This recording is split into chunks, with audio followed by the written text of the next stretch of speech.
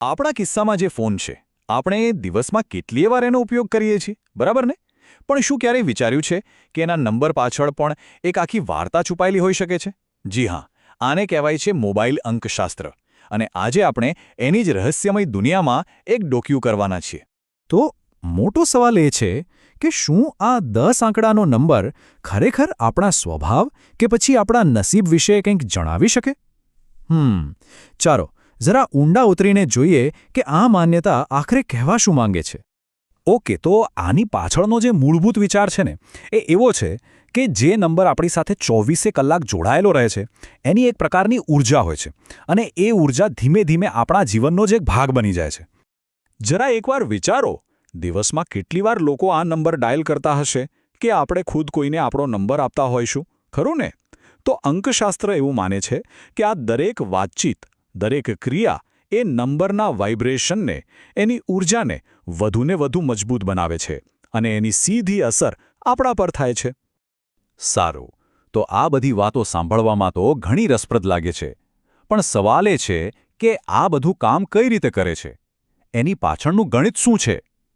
ચાલો હવે સીધા મુદ્દા પર આવીએ અને જોઈએ કે કોઈપણ મોબાઈલ નંબરની કોર એનર્જી એટલે કે એની મુખ્ય ઊર્જા કેવી રીતે શોધી શકાય.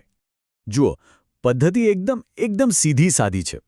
સૌથી પહેલાં શું કરવાનું તો કે મોબાઈલ નંબરના જે 10 આંકડા છે એ બધાનો બસ સરવાળો કરી દેવાનો.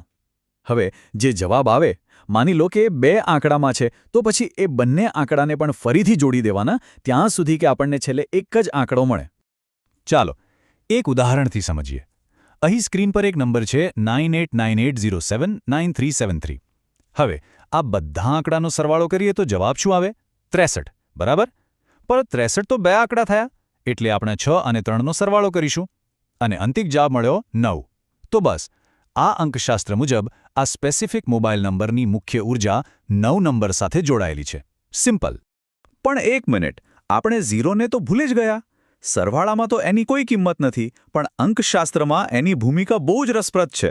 ઘણા લોકો એવું માને છે કે 0 એક એમ્પ્લીફાયર જેવું કામ કરે છે. મતલબ કે એ જે પણ આંકડાની પાછળ આવે ને એની શક્તિને જાણે કે વધારી દે છે. એટલે કે 70 નંબરને ખાલી 7 કરતાં વધુ શક્તિશાળી ગણવામાં આવે છે. હવે બીજી એક મહત્વની વાત છે અને એ છે પુનરાવર્તન.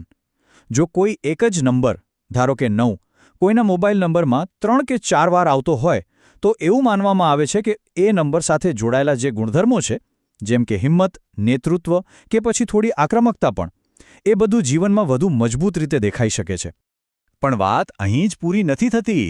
આ સિસ્ટમમાં હજી એક સ્ટેપ આગળ જવાનું છે અને એ છે મોબાઈલ નંબરની ઊર્જાને જન્મ તારીખ સાથે સરખાવવાની. એવું કહેવાય છે કે આ બંને વચ્ચે એક પ્રકારનો સુમેળ હોવો ખૂબ જ જરૂરી છે. એનો મતલબ શું થયો? એનો મતલબ એ કે મોબાઈલ નંબરનો જે છેલ્લો આંકડો આપણને મળ્યો અને એવી જ રીતે જન્મ તારીખ પરથી જે આંકડો નીકળે એ બંને એકબીજાના મિત્ર અંક હોવા જોઈએ. જો આ બંને વચ્ચે સુસંગતતા હોય તો જે નંબરને શુભ અથવા તો ભાગ્યશાળી માનવામાં આવે છે. ઓકે, તો આ બધી ગણતરીઓ અને માન્યતાઓ તો આપણે સમજી લીધી. પણ હવે આવે છે સૌથી મોટો અને સૌથી અગત્યનો સવાલ. શું આ બધી વાતોમાં કોઈ તથ્ય છે? શું આ સિસ્ટમ ખરેખર રિયાલિટીમાં કામ કરે છે? તો જુઓ, અહીં આપણે સિક્કાની બંને બાજુ જોવી પડશે. એક તરફ છે માન્યતા. આ આખી સિસ્ટમ જ્યોતિષ અને અંકશાસ્ત્રની માન્યતાઓ પર ટકેલી છે, જે ઊર્જા અને વાઇબ્રેશનની વાત કરે છે. અને પછી આવે છે બીજી બાજુ, વાસ્તવિકતા. અને હકીકત એ છે કે આ દાવાઓને સાબિત કરવા માટે કોઈ જ વૈજ્ઞાનિક પુરાવા નથી. એટલે કે આ એક વિશ્વાસનો વિષય છે, વિજ્ઞાનનો નહીં. અને કદાચ એટલે જ જે મૂળ સ્ત્રોતમાંથી આ માહિતી લેવામાં આવી છે એમાં પણ એકદમ સ્પષ્ટપણે ચેતવણી આપવામાં આવી છે કે ભાઈ આના આધારે કોઈ મોટા ભાવનાત્મક કે અંધશ્રદ્ધાવાળા નિર્ણયો ના લેવા.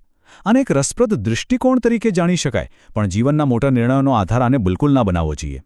અને અંતે એક વાક્ય જે કદાચ આખી ચર્ચાનો સાર છે: સાચી સફળતા ફક્ત અને ફક્ત સખ્ત મહેનત અને યોગ્ય નિર્ણયોથી જ મળે છે. નંબરોની દુનિયા ગમે તેટલી રહસ્યમય અને રસપ્રદ કેમ ન હોય, પણ આખરે તો આપણી મહેનત, આપણા પ્રયત્નો અને આપણી પસંદગીઓ એ જ આપણું ભવિષ્ય નક્કી કરે છે.